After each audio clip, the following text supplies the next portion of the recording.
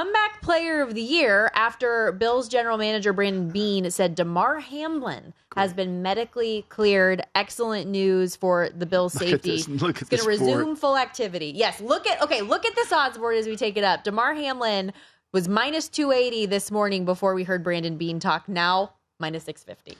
And I think this is a great news that he can resume playing football. And obviously, if he just gets on the field, he is going to be the winner just because he doesn't have to, the fact that he's made it back to the field is the comeback achievement of all time, right? He doesn't have to play good. He just has to get back on the field. Why would anybody bet Carson Wentz at 25-1 to be the comeback player? He hasn't even signed with anybody.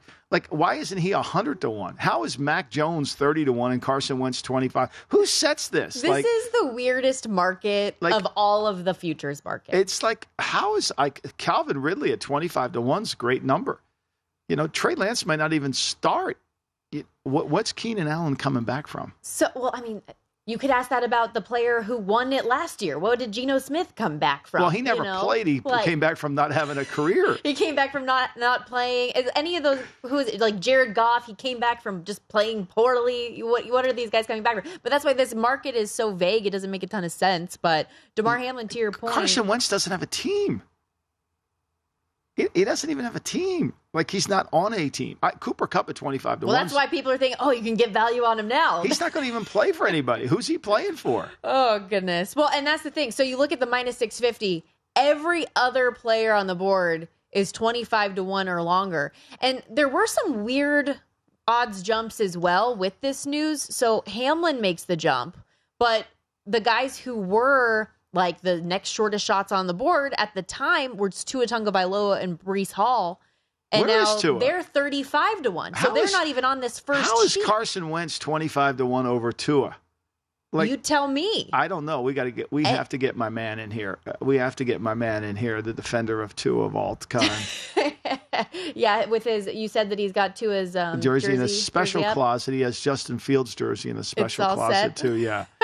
We love Femi's Tua love, and you said Justin Fields up there with him as well. But another thing to note about this odds board is so Damar Hamlin, just as recent as I would say a month and a half ago, he was around plus 125-ish too, to have the selection. So some people could cash in on the plus money price if he gets to the field. But that's the thing. Still has to get to the field. Just because he's been fully cleared to get back to resuming football activities, which he will be doing today with the Bills, which is awesome news.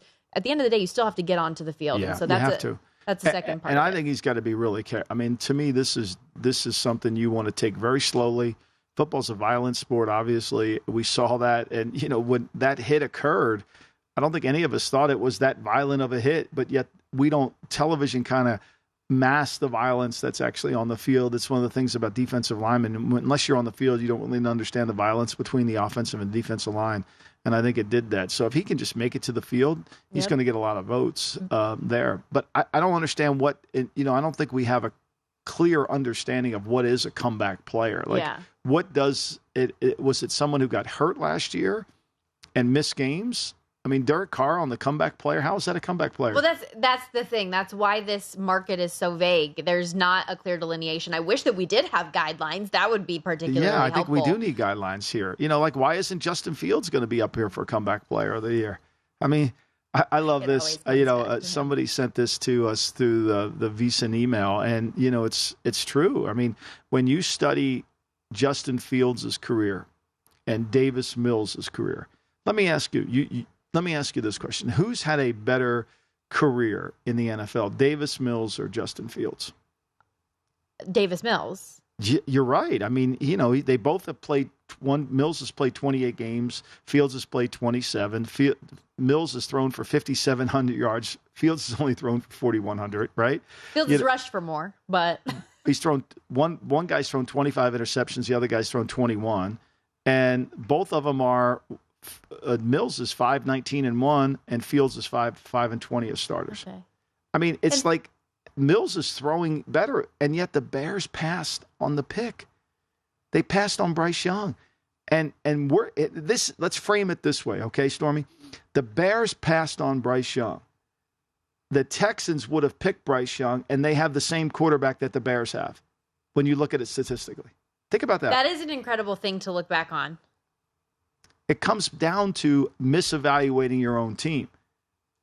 We got people out there that think Justin Fields is going to be the MVP of the league. And that comes back to when and where he was drafted, right? Because it's all about Mills when and where. isn't a high draft pick. Yeah, Mills is a third, so he's no good. And Fields is the 11th pick from Ohio State, and this is what you have. I mean, Fields is he's a 59, and I keep saying this to everybody who wants to have a conversation about the Bears on the futures market. When you look at these numbers and you understand it, like, the Bears were minus 8.5. They last in the league in point differential, minus 8.5, along with the Colts. Colts averaged 35 passes a game. The Bears averaged 22. They didn't even want them to throw the ball because of these numbers. So for me, why isn't he a comeback player of the year? Well, because he's going to have to come back from a bad 2 years. Well, and I know your boy Femi loves this, so don't just start lumping me in with Femi on the Justin Fields love train, because I do not have a love affair. But I understand the argument of, well, you look at a guy like Jalen Hurts, who went from being bottom. Jalen Hurts didn't have these bad numbers. But he did have bottom tier of the league completion percentage, no QBR, doubt. And I mean, those things don't go away. And you got those bag of excuses. Has too. I'm just saying that it does happen. I'm not saying that it's going to happen to Justin Fields, but that those situations have happened in the past. So it's not outlandish. You end up creating a story or a narrative, which is what we're doing in this draft about these quarterbacks. We're creating a story and a narrative that we're trying to justify them.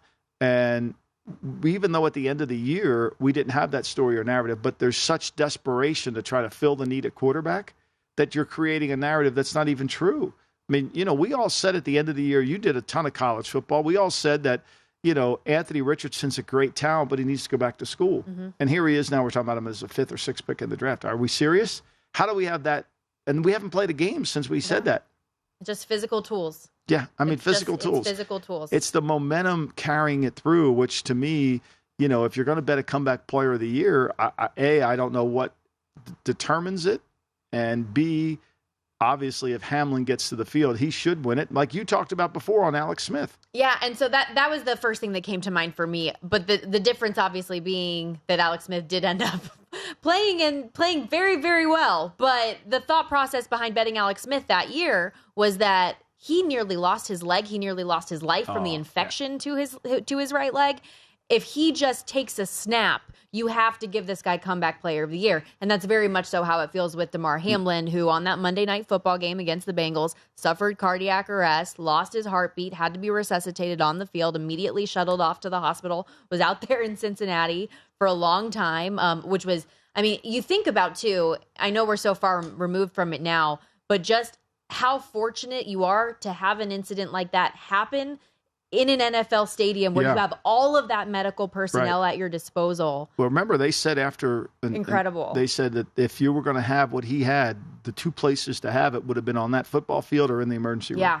They were identical. Unbelievable. So, hat off. And the fact that he wants to keep trying to play, to me just shows you his competitive nature and the fact that the support that he gained, he united everyone around him. And look, that game became meaningless the minute that happened. We all knew it, and they did the right thing by canceling the game and moving forward. If not Damar Hamlin, sprinkle on a couple of these 25, 35 to ones. Any names I you like? don't even know who I like in this. Like, I love Bryce Hall. I think he's going to be a good player, especially when they get here. How is Trey Lance 20? He's not even guaranteed to be the starter. Lamar Jackson, if he has a great year, why wouldn't he be the comeback player if this qualifies? I don't get how Keenan Allen's a comeback. I know he missed games with a hamstring, but I guess if you just miss games, you get Damian Pierce. Well, he had the Zion Williamson hamstring, so just wouldn't go away. No one's had that hamstring. That hamstring has to go to medical science. I mean, we need to do a complete and then the GM defends him for out there not coming back from it. Nobody says he's out of shape. Like, he's done nothing since he had the hamstring. I mean, he's just not feeling like he's not Zion. Yeah, I don't know what a Zion is. Go to VSiN.com/subscribe to become a VSiN Pro subscriber today.